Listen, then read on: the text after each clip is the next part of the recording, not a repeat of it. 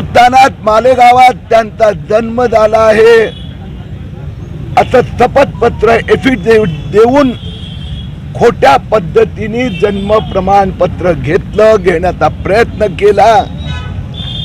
असा 100 लोकांचे पुरावे सह यादी मी मालेगाव पोलीस स्टेशनला दिली होती। या लोकांच्या विरोधात आज मालेगाव पोलीस यांनी गुन्हा दाखल केला आहे। मालेगाव पोलीस स्टेशन यांना मी डॉक्युमेंट दिले होते, त्याच्या आधारावर त्यांनी रेजिस्ट्रिंग ऑफिस असो तहसीलदार असो त्यांच्याकडून हे व्हेरिफिकेशन करून घेतलं। तहसीलदार विशाल नागराज सोनवणे, तहसीलदार विशाल नागराज सोनवणे यांनी किरीट सोमय्याच्या तक्रारीच्या आधारावर किरीट सोमय्या आणि तहसीलदार दोघांनी तक्रार केली, त्याच्या आधारावर हा FIR रजिस्टर्ड झाला आहे। 3 लोक स्पेसिफिक त्यांची चौकशी पूर्ण झाल्यामुळे त्यांचं नाव या तक्रारीत म्हणजे गुन्हेगार म्हणून आहे। मी जे 100 आणखीन पुरावे दिले त्याचे 4-5 दिवसात तपास पूर्ण होऊन त्यांचंही नाव वाढवलं जाणार आणि पूर्ण जे 3977 लोकांना जन्म प्रमाणपत्र दिलं किंवा मंजूर केलं या सगळ्यांची चौकशी होणार।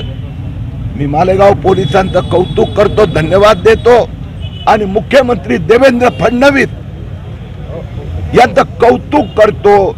त्यांनी फक्त SIT नेमली नाही पण त्या 3 बांगलादेशीच्या विरुद्ध आज गुन्हा दाखल केला। आज 3 वर झाला आहे, काही दिवसात 3977 वर गुन्हा दाखल होणार। सर कुठल्या कलमांतर्गत हा गुन्हा दाखल झाला? त्यांनी कॉलम मला त्याच्या लिहून दिले आहेत। थोड्या वेळात FIR ची प्रत आपल्याला पाठवून। सर किती लोकांवर गुन्हा दाखल आणि 3 लोक एकंदर 100 वर झाला। माझ्या तक्रारीच्या आधारावर चौकशी पूर्ण झाली 3ची म्हणून रेस्टिंग कंट्रोलरनी ते कन्फर्म केलं की त्यांनी जे रेशन कार्ड दिले त्यातला त्यांचा काही संबंध नाही। त्यामुळे 3चा FIR मध्ये स्पेसिफिक उल्लेख आणि बाकीची चौकशी सुरू आहेत। ते चौकशी पूर्ण झाल्यावर त्यांची नावं येणार।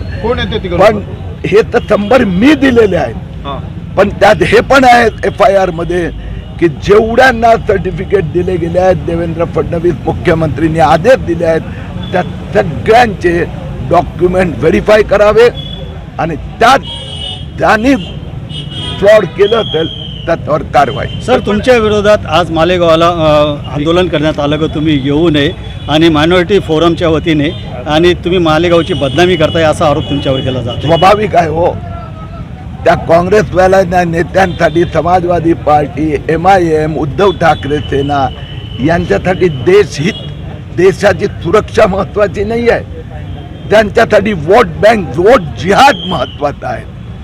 हा वोट जिहाद भाग 2 फडणवीसांनी सांगितला, वोट जिहाद भाग 2 आहे।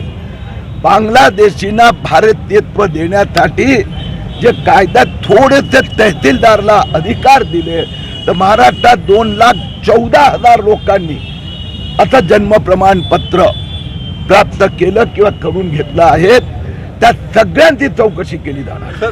सर 3 लोकांवर गुन्हे दाखल झाले ते नेमके कोण आहेत, म्हणजे ज्यांनी बनावट प्रमाणपत्र घेतलं ते आहे? ह्यात आता माझ्या